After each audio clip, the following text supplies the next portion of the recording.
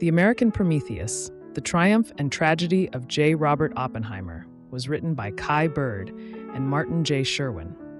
This biography tells the story of J. Robert Oppenheimer, the man behind the creation of the atomic bomb. The book was published in 2005 after 25 years of research and won the Pulitzer Prize for Biography in 2006. It gives a deep look into Oppenheimer's life, showing not just his scientific achievements, but also the challenges he faced, both personally and politically. The story follows his rise as a brilliant physicist, his crucial role in the Manhattan Project, and the difficulties he encountered after World War II, when he was accused of being a security risk during the Red Scare. The book provides a detailed exploration of the scientific, political, and social events that shaped his life and the broader impact of nuclear weapons on the world. Oppenheimer was born in 1904 in New York City.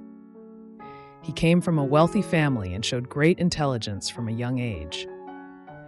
He studied at Harvard University, where he excelled in physics, and later continued his education in Europe, where he worked with some of the greatest scientists of his time, including Max Born and Niels Bohr. During his time in Europe, he became deeply engaged in the emerging field of quantum mechanics, making significant contributions to theoretical physics. By the 1930s, he had become a respected professor and researcher in quantum mechanics and theoretical physics, teaching at the University of California, Berkeley, and the California Institute of Technology. At the same time, he became interested in political and social issues.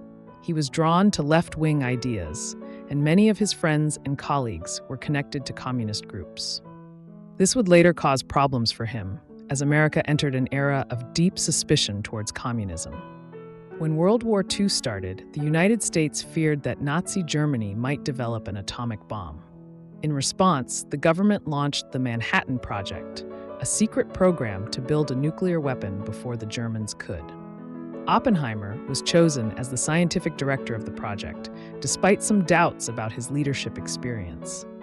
He led a team of top physicists, chemists, and engineers at a remote site in Los Alamos, New Mexico. The project was extremely challenging, both scientifically and personally. Scientists worked under intense pressure, knowing that their success could decide the outcome of the war. The team had to overcome countless obstacles, from theoretical challenges to engineering problems. Oppenheimer proved to be an excellent leader, bringing together experts with different backgrounds and keeping the project moving forward despite the difficulties. His ability to communicate with scientists and military officials helped make the project a success. His leadership ensured that different scientific disciplines collaborated effectively, ultimately leading to the successful development of the atomic bomb. In July 1945, after years of hard work, the team successfully tested the first atomic bomb in the desert of New Mexico. This event, known as the Trinity Test, was a historic moment. Oppenheimer was deeply moved by the explosion. He later said that it reminded him of a quote from Hindu scripture, "Now I am become death, the destroyer of worlds." Soon after, the United States dropped 2 atomic bombs on the Japanese cities of Hiroshima and Nagasaki. These attacks led to Japan's surrender and the end of World War II. While many celebrated the success of the bomb, Oppenheimer felt a deep sense of guilt. He had helped create the most powerful weapon in history, and he knew it could change the world in ways that were both amazing and terrifying. He began speaking out about the dangers of nuclear weapons, advocating for international control and limitations on their use. He feared that an arms race between nations could result in catastrophic destruction.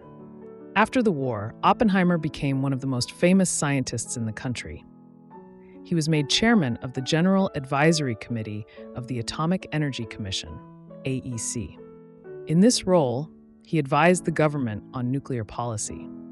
He argued against the development of the hydrogen bomb, a weapon even more powerful than the atomic bomb. He believed that the United States and the Soviet Union were entering a dangerous arms race that could lead to disaster. His opposition to the hydrogen bomb put him at odds with powerful figures in the government and the military, including Edward Teller and Lewis Strauss, who saw nuclear superiority as essential to national security. Oppenheimer also promoted scientific openness and cooperation, ideas that were seen as risky in a time of growing Cold War tensions. His position on nuclear policy made him a controversial figure, as some believed he was undermining national security. At the same time, America was entering the Cold War, and fears of communism were spreading. The government started investigating people who had past connections to communist groups. Because of his earlier political associations, Oppenheimer became a target.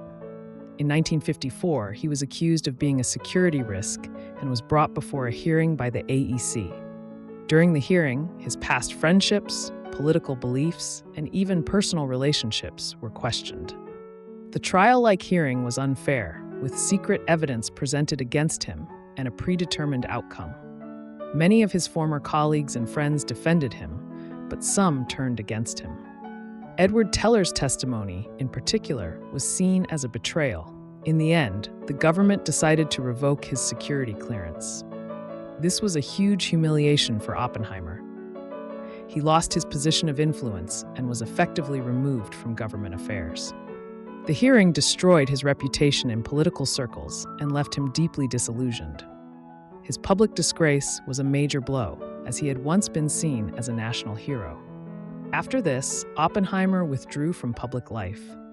He continued to write and lecture on science and philosophy, but he no longer played a central role in nuclear policy. He traveled, gave speeches, and reflected on the moral implications of his work.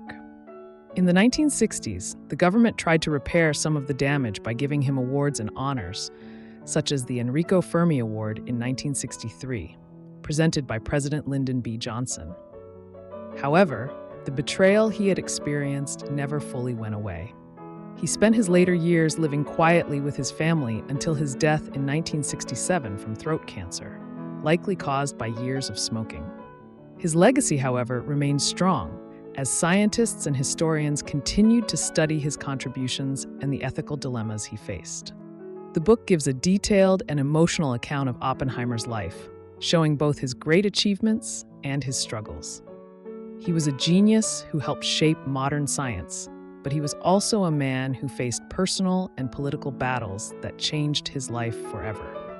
American Prometheus presents his story as both inspiring and tragic, showing how one man's brilliance could change history, but also come at a great personal cost.